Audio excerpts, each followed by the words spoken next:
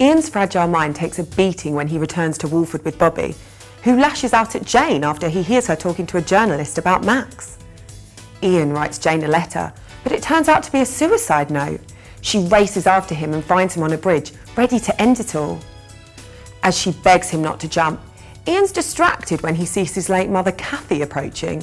I mean, wouldn't you be? The drama doesn't end there though, when Ian demands answers from Kathy. But will it be enough to pacify the son who said goodbye to his mum 9 years ago? Stacey and Shabnam have a deep and meaningful, and agree it's silly to keep avoiding each other, but Shabby still struggles after she leaves. Stacey insists on going to her scan without Martin, while Kush is worried when Shabnam wants to care for Jade. Is she pining for her lost child?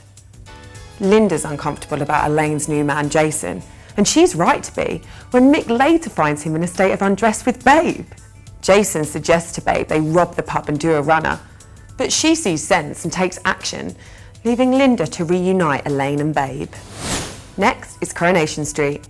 Sally is in danger of turning into Miss Havisham as she waits in her wedding dress for a groom who will never appear.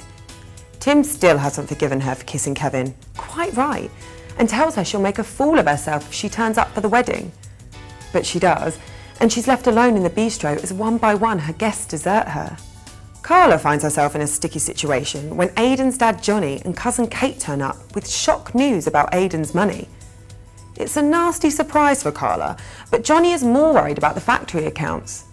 He agrees to keep the funding going if he can help run the business, and there's a job for Kate.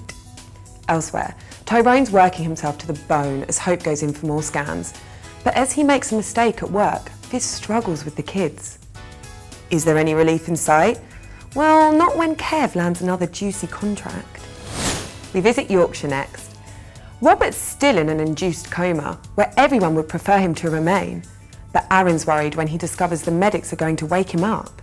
Andy says whoever shot Robert should have done a better job, and then heads off to go bike scrambling with Pete and Finn. He takes off, but suddenly stops at the edge of a drop as Pete goes flying over. Is he a goner? Chaz is worried about what Robert will say, but Victoria and Diane learn there's no guarantee he will actually come round. Vanessa hates being at the hospital and tries to return to work, so when baby Johnny's alarms go off, it's Adam and Victoria who go to the hospital. Adam's alarmed by Vanessa's disinterest and asks Rakesh for advice about gaining custody. Shouldn't he be revealing who Johnny's baby really is? Joni's stunned to learn Carl knows that Kane is his dad, and when he insists on calling him Daddy, Kane looks decidedly uncomfortable about it.